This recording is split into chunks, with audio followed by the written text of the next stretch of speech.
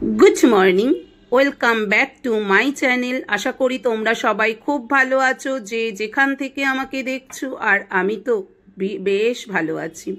सकाल 8टा बाजे छेलेर breakfast ready करछि। ओ खेये पढ़ते बसबे, एकटू पर ओर टीचार चले आसबे। आजके ओ ब्रेकफास्टे खाबे ब्रेड बाटार, बर्नभिटा और एग पोच। ब्रेडे बाटार लागानो हये गेছে। এবার একটু গোলমরিচ দিয়ে দিচ্ছি, বেশি গোলমরিচ দেব না, বাচ্চা তো ঝাল খেতে পারবে না। আর এর উপরে এক পোচ দিয়ে দেব।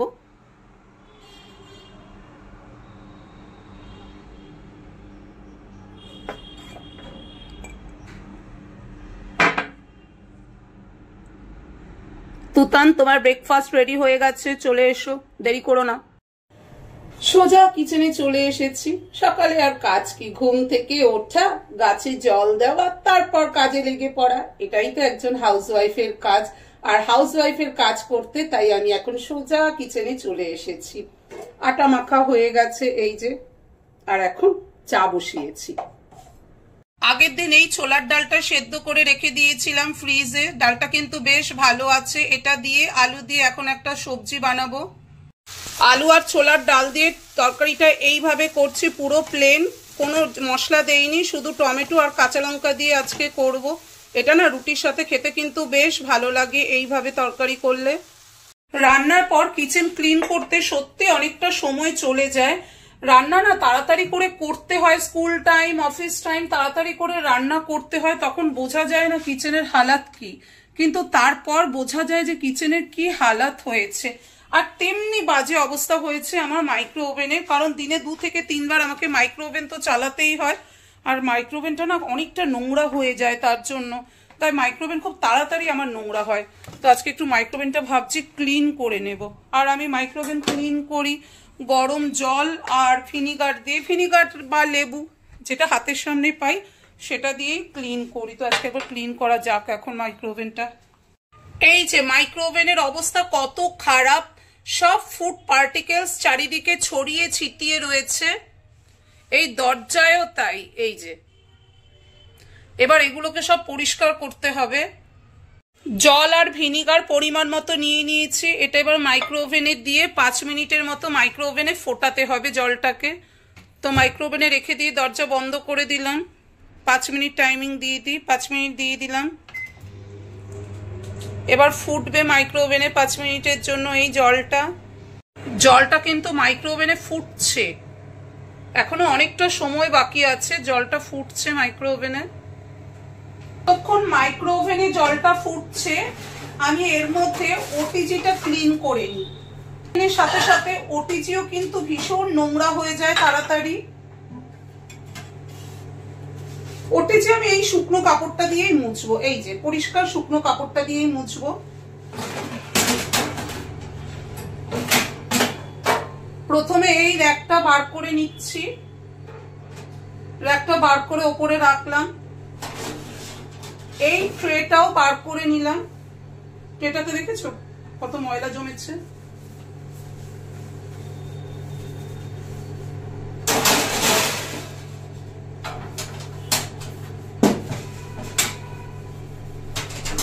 মাইক্রো ওভেনে জলটা ফুটে গেছে, এবার অফ করে দেব। সুইচ অফ করে দিলাম।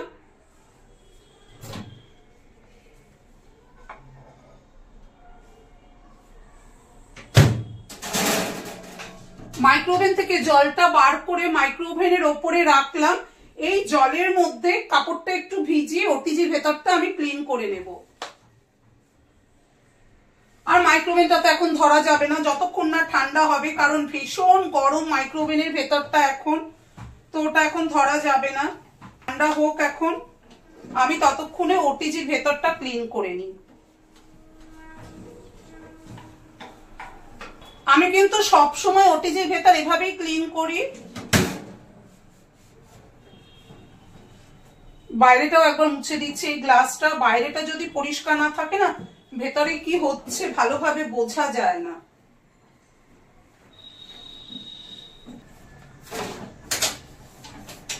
সেরকম ময়লা হয়নি, কারণ ওটিজি খুব কম ব্যবহার করা হয়, আর যেটুকু ব্যবহার করা হয় সেটা ওই কেক বানাতে গেলে, আর কেক আমি খুব কমই বানাই। তার জন্য ওটিজির ভেতরটা মাইক্রোওভেনের মতো অতটা নোংরা হয় না, কিন্তু তবু পরিষ্কার তো করতেই হবে।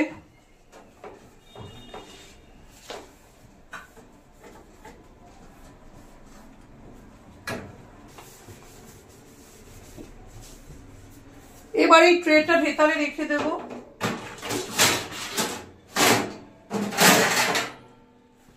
এই ট্রেটাকে মুছে নিয়ে একটু, এই জিনিসপত্রগুলো ভেতরে রাখতে হবে, তার আগে মুছে নিই একবার।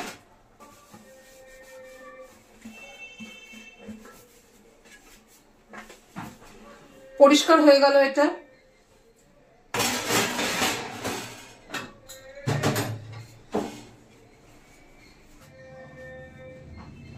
এটাও ক্লিন করে নিলাম। এগুলোতে না এমনিতে ময়লা পড়ে না, জাস্ট হালকা একটু ধুলো যদি পড়ে থাকে তাই ক্লিন করে নিলাম। আর এটা এখন লাগানোর দরকার নেই, তাই এটাকে না, এটা না লাগালেও এখন চলবে, তাই এটাকে এই ট্রের মধ্যেই রেখে দিচ্ছি, জাস্ট এইভাবেই রেখে দিচ্ছি।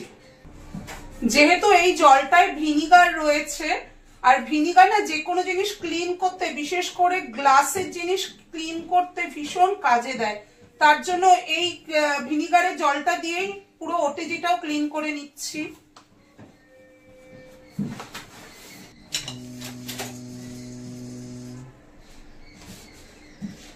দেখি মাইক্রোওভেনটা ঠান্ডা হলো কিনা।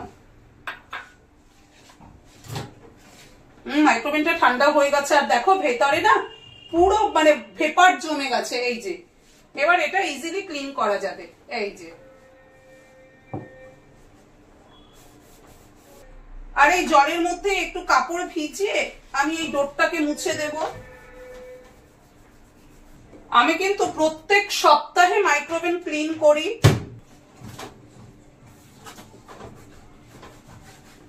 এটা দিয়ে ক্লিন করে তারপর একটা পরিষ্কার কাপড় দিয়ে ভেতরটা আরেকবার মুছে নেব। প্রত্যেক সপ্তাহে এমনিতেও মাইক্রোওভেন ক্লিন করা খুব দরকার, মানে ডিপ ক্লিন করা খুব দরকার, কারণ যেহেতু মাইক্রোওভেনে আমরা খাওয়ার জিনিস তৈরি করি, তার জন্য প্রত্যেক সপ্তাহে ডিপ ক্লিন করা দরকার। আর প্রত্যেক দিনই মাইক্রোওভেন ইউজ করবার পর রাত্রেবেলা পরিষ্কার করে রাখা খুব প্রয়োজন। আমি রোজ পারি না রাত্রেবেলা মাইক্রোওভেন ক্লিন করতে, কিন্তু সপ্তাহে 2 থেকে 3 দিন মাইক্রোওভেন রাত্রেবেলা ক্লিন করি, আর ডিপ ক্লিন করি সপ্তাহে একবার। এবার ফাইনালি এই পেপারটা দিয়ে মাইক্রোওভেনের ভেতরটা মুছে নেব। এই যে এই পেপারটা, ফাইনালি মাইক্রোওভেনের ভেতরটা মুছে নিলাম এই পেপারটা দিয়ে।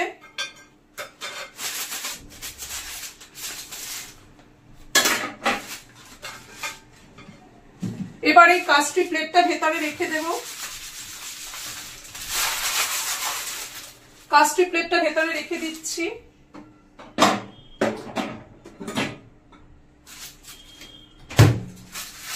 মাইক্রোওভেন পরিষ্কার করা কমপ্লিট আমার। এবার এই বাটিগুলোকে মাইক্রোওভেনের ভেতরে আবার রেখে দেব। আজ তোমাদের সাথে আমি একটা জিনিস শেয়ার করছি। একটা পুরনো হোয়াইট কালারের চপিং বোর্ড ছিল, সেই বোর্ডটা আমি ইউজ করি না, তার জন্য সেই বোর্ডটাতে আমি DIY করেছি। এই যে এটা রেড কালার দিয়ে প্রথমে বেসটা করেছি, করে তারপর এখানে লিখেছি the kitchen is the heart of the home. এটা আমি করেছি। জানি এটা আমার ভালো হয়নি, প্রথম কাজ ছিল, তাও আমি তোমাদের সাথে শেয়ার করলাম। এরকম আমি সময় পেলেই ছোট ছোট DIY করি। যেমন আমার কিচেনের জালনাতে মানি প্ল্যান্ট রাখা রয়েছে একটা গ্লাসে, তো সেই গ্লাসে আমি নিজে পেইন্ট করেছি। ছোট ছোট কাজ, তোমাদের একদিন দেখাবো। ওটা তোমরা বোধহয় আগেও দেখেছো, কারণ আমার কিচেনের জালনার পাশেই রয়েছে ওটা। যাই হোক, চলো এবার সবকিছু পরিষ্কার করে নিই একটু ভালো করে। এই ছুরির সেটটাকেও ক্লিন করলাম, তার সাথে ছুরিগুলো সব ক্লিন করলাম। ও মানে কিচেন নাইফ গুলো রান্নার সময় হলুদ হাতে ধরা হয় বলে একদম হলুদ হয়ে গিয়েছিল, তো এখন এগুলোকে ঠিক করলাম, সব পরিষ্কার হলো। ঠিক করলাম মানে এখন পরিষ্কার হলো সব।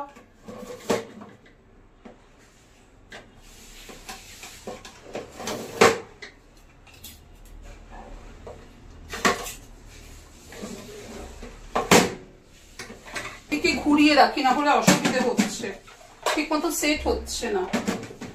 এই যে ঘুরিয়ে রাখলাম। আর ক্লকটা কোথায়? ও এটা দেখো একটা হেন, ক্লকটা হচ্ছে একটা হেন, এটা ইয়েলো হয়ে গেছে কিন্তু এটা ক্লিন করলাম না, জাস্ট একটু মুছে দিচ্ছি, কারণ নাহলে না এটা নষ্ট হয়ে যাবে, বেশি জোরে ঘষাঘষি করলে এটা নষ্ট হয়ে যাবে। যেহেতু এটা হোয়াইট কালার তার জন্য এটা ইয়েলো হয়ে গেছে। এই যে হেনটা, এটা কিন্তু একটা ক্লক, এই যে অ্যালার্ম ক্লক, এই যে অ্যালার্ম ক্লক, এটা এখানে রেখে দিলাম। হয়ে গেল চুরির সেট ক্লিন করা, পুরো নাইফ সেটটা ক্লিন হয়ে গেল, এখন দেখতে ভালো লাগছে। ওটিজি মাইক্রো ওভেন বেশ ভালোভাবে ক্লিন হয়ে গেল। ভাবলাম লাঞ্চ করে একটু বেরোবো কোথায়, কিন্তু ছেলে ঘুমিয়ে পড়েছে, কি আর করব, বাচ্চা ঘুমিয়ে পড়েছে, কিছু তো করার নেই। আর আমি যেখানে যাব তুতানো আমার সাথে সেখানে যাবে, ওকে আমার নিয়ে যেতে হবে, বাড়িতে একা রাখা যাবে না। তো ঘুমিয়ে পড়েছে বলে আমি আর বেরোতে পারলাম না, ও এখনো ঘুমোচ্ছে। এবার ঘুম থেকে উঠেও পড়তে বসবে, তার আগে ওকে একটু কিছু টিফিন খেতে হবে। তো ওকে আজকে টিফিনে বানিয়ে দেবো চাউমিন, তার জন্য চাউমিনের জল বসিয়ে দিয়েছি, জলটা গরম হয়ে গেলে চাউমিন দেবো ওর মধ্যে। আর সবজি কেটে নিয়েছি, এখানে বাঁধাকপি, পেঁয়াজ আর গাজর কেটে নিয়েছি, এই দিয়ে আর একটা ডিম দিয়ে ওকে চাউমিন করে দেবো, চাউমিন খেয়েও পড়তে বসবে। চাউমিন সেদ্ধ করে জল ঝরাতে এই ঝুড়ির মধ্যে রেখে দিয়েছি। কড়াই গরম করে অল্প সাদা তেল দিয়ে দিলাম, এবার এর মধ্যে ফোড়ন দেব রসুন, রসুন কুচি ফোড়নে দিয়ে দিলাম। এবার দিয়ে দেবো আগে থেকে কেটে ধুয়ে রাখা সবজি, সবজিটা দিয়ে দিলাম। সবজিটা না ভাজা ভাজা হয়ে গেছে, আর বেশি ভাজবো না। এবার সবজিটাকে সাইড করে নিয়ে এখানে দুটো ডিম ফাটিয়ে আগে ভেজে নেব। এই যে এই জায়গায় একটুখানি তেল দেবো, এবার তেল দিয়ে দিয়েছি, এবার এর মধ্যে দুটো ডিম ফাটিয়ে দেব দিলাম, আর ডিমের মধ্যে নুন আর গোলমরিচ দিয়ে দিলাম। এবার ডিমটাকে একটু ভাজা ভাজা করে নিয়ে সবজির সাথে মিক্সড করে দেব। ডিম আর সবজি বেশ ভালোভাবে ভাজা ভাজা হয়ে গেছে, এবার এর মধ্যে দিয়ে দেব আগে থেকে সেদ্ধ করে রাখা চাউমিন। Chowmein ready. তুতান এখন বসে চাউমিন খাবে, আর আমি চা করছি, চা খাবো। চা করতে করতে চিকেনটা ফ্রিজ থেকে বার করে জল দিয়ে রাখলাম বরফ কাটাবার জন্য, আর এদিকে চা হচ্ছে আমার। তুতানে টিফিন করা হয়ে গেছে অনেক আগে, এখন পড়তে বসে গেছে, ও পড়ছে আর আমি এতক্ষণ নিজের কাজ করছিলাম। আর আমাকে বসে থাকলে চলবে না, এবার সোজা কিচেনে যেতে হবে ডিনার বানানোর জন্য। ফ্রিজ থেকে তো চিকেন অনেকক্ষণ আগে বার করে জল দিয়ে রেখেছি বরফ কাটার জন্য। আর ভাবছি আজকে না ভাত করব, কারণ দুপুরবেলা তুতান আজকে ভাত খায়নি, ওকে আমি রুটি খাইয়েছিলাম। যেহেতু বাচ্চা মানুষ একবেলা ভাত না খেলে ওরও ঠিক ভালো লাগবে না, তাই আজকে এখন রাত্রে ভাত করব। অনেক দিন পর রাত্রে আজকে ভাত খাওয়া হবে। ভাত, গরম গরম ভাত আর চিকেনের ঝোল, এটা দিয়ে আজকে রাতে ডিনার হবে। এখন কিচেনে যাই, গিয়ে ভাতটা বসিয়ে দিই। ভাত বসিয়ে দিয়েছি, আর চিকেন না ছোট ছোট পিস করে কেটে নিয়েছি, যেহেতু ফাইবার পিস ছিল, একদম অল্প ছিল, তো চিকেনের পিসগুলোকে খুব ছোট ছোট করে কেটে নিয়েছি।